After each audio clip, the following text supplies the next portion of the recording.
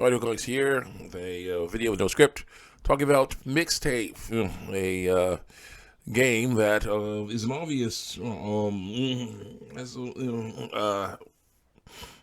plant, obvious, straight up, just industry thing here. Industry thing that the people who are very rich and very powerful created and are influencing to be really look really good according to the let's say um let's say uh, mainstream media. But yeah, the gamers are actually playing and they're like, yeah, this is not very good. Because this game got a 10 out of 10. IGN gave this game a 10 out of 10. And the issue is we've learned lately that when IGN gives a high score to something, it's not a good game. Dragon Age Guard, not a good game. Yeah, no, not a good game. This game, not a good game. Nope. Just almost every single one. It's got high scores. It's not a good game. Crimson, you give lower scores, so I think it's going to be a great game. Gave Crimson Desert, Mouse PI sixes. You still have played a 7. Still have played a 7. And he gave South Park Snow Day a 3. So apparently South Park Snow Day is one of the best games ever. Because you go buy that game and have a fun time with that one instead of this. As I say. Sorry. Just the way it goes. Mixtape is supposed to be a coming of age story of these young emo teenagers who are flopping around through life. Not shooting. No. Like there's no shooting. Sorry, I can help, but still, messing around in life, having a fun time, just doing normal hello fellow teenagers things, and then it's like, yeah, there's a fridge kissing minigame, and that's the easy issue. By itself, the fridge kissing minigame would be a nice thing, because then you could be like, oh, hey, we can fridge kiss. Oh, you could have our people over 18, with their tongues licking, you controlling their tongues, licking other tongues, licking other, basically other parts of the body too. You have penises and testicles. You're gonna have vulvas and vulvas and clitorises. You're gonna do it. Of course, you're gonna have that game where you play, as a vulva. On a penis, or a penis going into a vulva. You can do some stuff with that for the community game. Not here. Not here. Not with people that are supposed to be underage. Nope. Not here. That's effed up. Oh my gosh. So no, that wasn't right. The game is trying to be like Spider-Verse looking stuff going on in it. It's cheese. Very cheese. Very short game, only a few hours long. Not much gameplay. People have been like putting the controllers down, showing off they're not playing the game. They're just watching a lot of cinematics.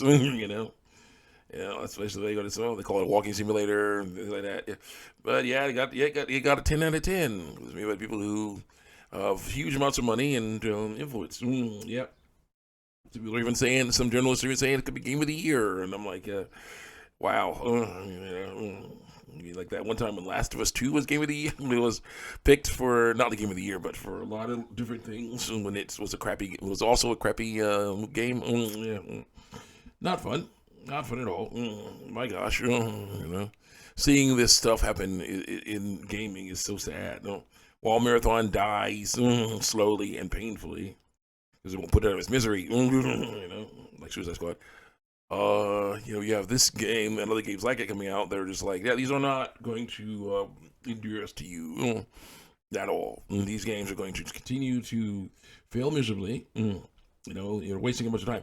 What I do like is that they're lowering the quality. Lower the quality more. Okay, this actually is what all woke games should be like. Woke games should all have funding from something other than the customers, because the customers aren't going to buy these things. You put out the woke games, they have very few sales, they don't make very much money, but they were already funded, so who cares? That's the thing about those. So in one way, I like that they're not trying to go AAA live service with this one, because that would be very painful. There'll be a lot of money lost, a lot of money spent when you need to do that. So yeah. The mixtape is looking very not a good. And then, of course, you have a rant because young, out of touch kid emo kid, yelling at her cop father, saying, that she'll burn the whole city down if he tries to stop her from living the way she wants to live. I'm like, yeah, that's not a win. It's not a win. You go ahead and try that, kid. See what happens. She like has that rant. And the next thing, a parody, she'd have that rant. Next thing you see her doing community service, on the chain gang, just like, stupid. Most likely how that would go, because it's like, yeah, no, you can say all that, be all angry about that all you want, but if you decide to do crime or some other thing like that, you're gonna fail, fail miserably. So yeah, no. Yeah, so this is a bad game that doesn't look that good. It looks okay. I think the characters are kind of cute, but still, kind of cute. I do like talk of music. Mixtape does talk about music and stuff, but especially retro music. I have a lot of cassette tapes and things, but I do like that. I do like that they're lowering the tier of woke games. Pretty much, it's considered will be considered a woke game. In different ways than say other woke games, but still, it's a woke game. If you're talking about striking out against the man, that's woke. It's a countercultural. Woke. Yeah.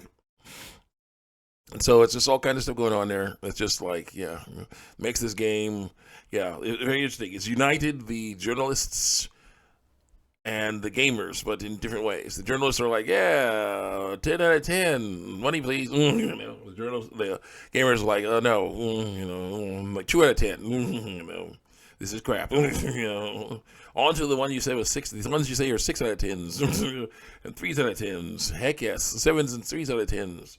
Because those are actually fun games. That's how it's going. They united the game industry.